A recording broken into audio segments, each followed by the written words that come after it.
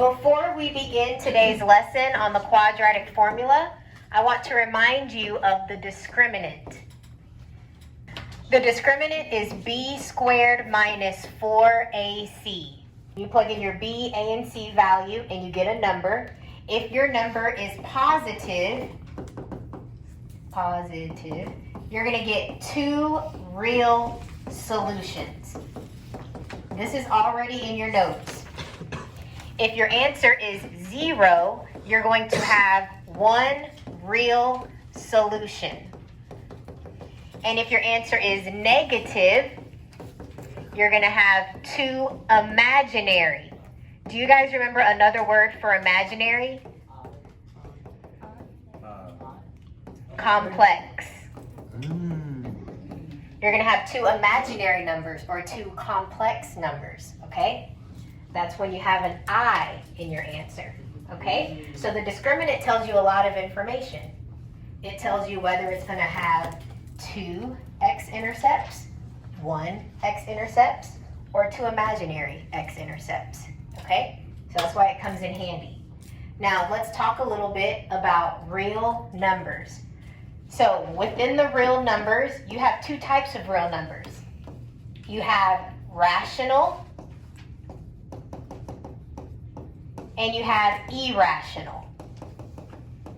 Irrational numbers are those numbers that go on forever, such as pi, such as the square root of 2, or the square root of 3, or the square root of 5. Basically square roots that you don't know the answer to off the top of your head, those are going to be irrational. If you put them in your calculator, it's going to go on forever. Make sense? Yes. Okay. Rational numbers are numbers that have a stopping point, such as 3/5 or 7. Numbers like that, okay? So, in this category, if you have a perfect square, an example of a perfect square is 1, 4, 9, 16, 25, 36, numbers that you know the square roots of. If you have a perfect square, your answer is going to be rational. If it's not a perfect square, your answer is going to be irrational. Okay? And guys, that is also written on the side of the classroom over there for you. So this is just a review over discriminant. So let's practice. So let's do number 1. We have a quadratic equation. Let's find the discriminant. First of all, your a value is just 1. Your b value is just 2. And your c value is negative 63. So let's find the discriminant. The formula is b squared minus 4ac. So I'm going to erase this b and put a 2 there. I'm going to erase a times c and I'm going to put 1 and negative 63 in its spot.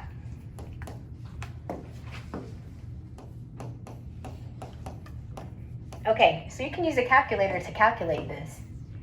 2 squared is just 4. Then you have a minus sign, and you're going to multiply these three numbers together. So guys, use your calculator. What is 4 times 1 times a negative 63? Negative 252. You should have gotten negative 252 because look, there's a negative right here. Okay, now notice guys, I have two negative signs now. That makes a plus sign. So 4 plus 252 is 256.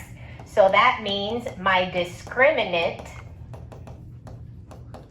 is 256. So let's look at what we said. What am I going to have? Oops.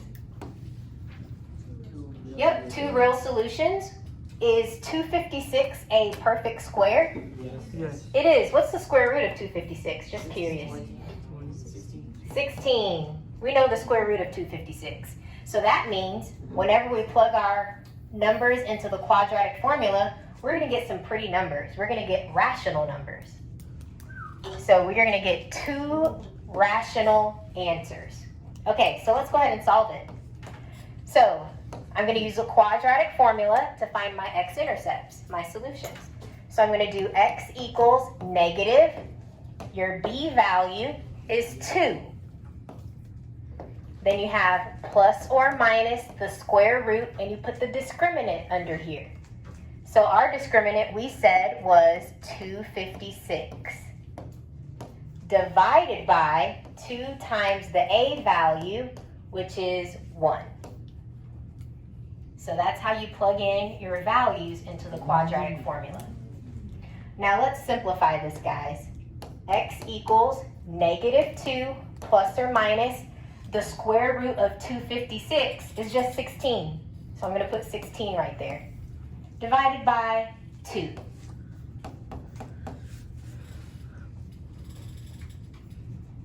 Okay, please follow along so you don't get lost. We're going to have 2 answers, right? Because our discriminant was positive. So we're going to have 2 real solutions. So look, negative 2 plus 16 is 14. Then you're dividing 14 by 2, so you get 7. That's one of your answers. Let's see what the other one is going to be. Negative 2 minus 16 is negative 18. Then divide that by 2, you get negative 9. So those are your 2 solutions. And guys, how to describe these 2 solutions? First of all, they're real. And not only are they real, but they're rational. Okay, we didn't get a number like pi, where it just goes on forever. There's no decimals here. These are pretty numbers, so it's rational solutions. First of all, we need to move this 8 to the other side, so that what we're going to have is negative x squared plus 10x minus 8 equals 0. Now it's in standard form. Remember, standard form is ax squared plus bx plus c.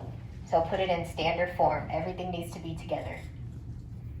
From here, I can identify what a is. A is negative 1, your b is 10, and your c is negative 8. So let's go ahead and find the discriminant. The formula for the discriminant is b squared minus 4ac. So I'm going to erase this b value and put a 10 there. Erase a and c, and you're going to plug in negative 1 and negative 8.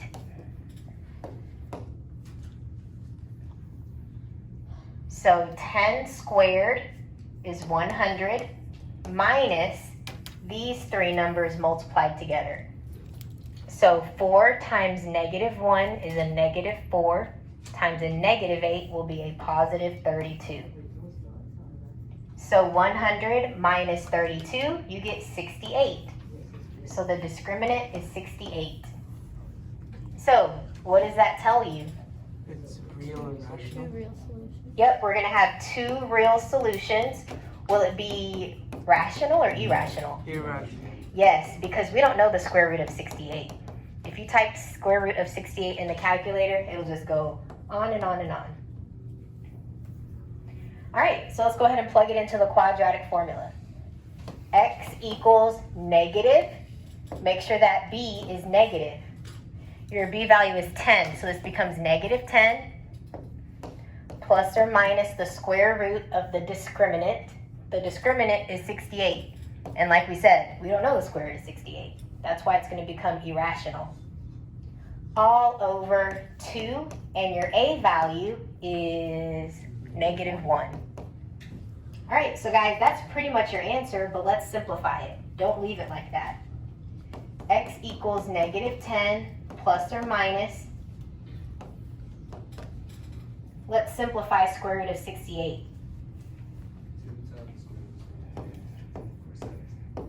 2 times what? 34. 2 times 32. Mm-hmm. And then 2 times 17. Perfect. Okay, so these are my pairs. So a 2 will go outside, and on the inside will be the 17. Now, please do not mess with this new square root that we got. We're not going to mess with it. It's already simplified. What you are going to simplify are these three numbers. What can those three all be divided by? 2. 2? Okay. -2. I would do -2. That's a good idea.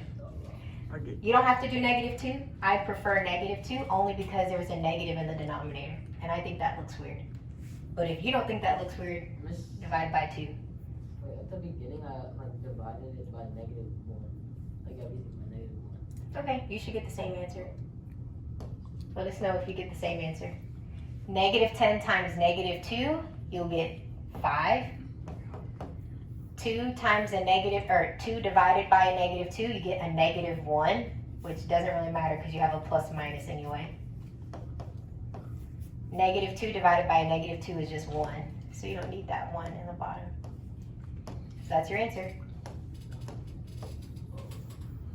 Did you get the same thing, Muhammad? Yeah.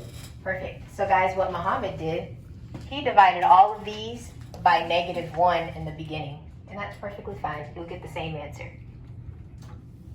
Any other questions? It is already in standard form. We don't have to move anything. So my A value is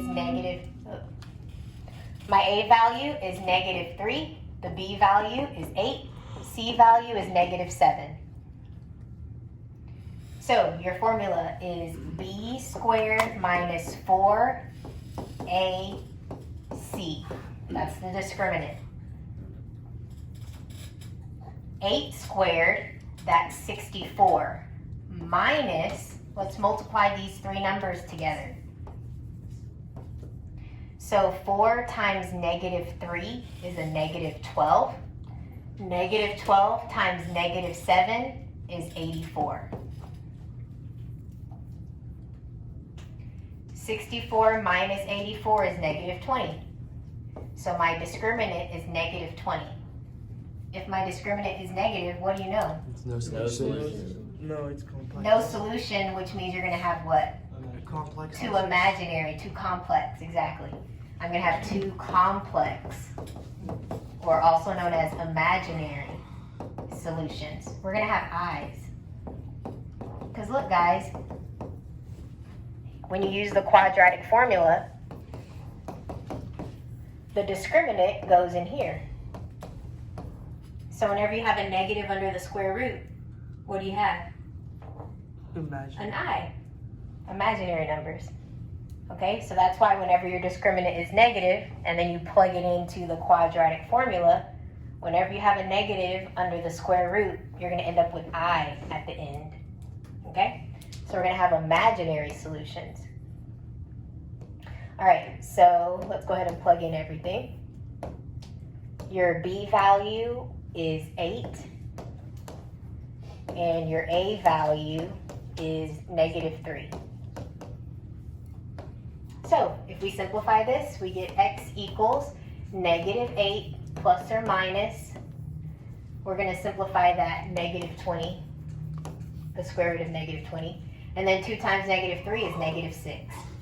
All right. So guys, whenever I have square root of -1, I know I'm going to have an I. 20 can be broken down into 4 and 5. This can be broken down into 2 and 2. So I'm going to have 2i square root of 5. Thank you. 2i square root of 5. Okay. What did it stop? It said like low battery. It's just pressed Oh, up. okay, thank you. All right. So guys, remember, leave this alone. What you're going to simplify are these three numbers in the front. What can they all be divided by? 2. 2. Or -2 doesn't matter. -2, I'll do a -2. If you do +2, you're fine. Divide by a -2, divide by a -2, divide by a -2. All right, so -8 divided by -2 is a 4. 2 divided by -2 is -1. It really won't matter because you have both positive and negative being represented here. So I'm just going to put I square root of 5. -6 divided by -2 is 3. So this is your answer. All right, I'm gonna have y'all practice for a little bit, and if there's any questions y'all want me to do on the board, please let me know. Hey, question. Yeah, sure.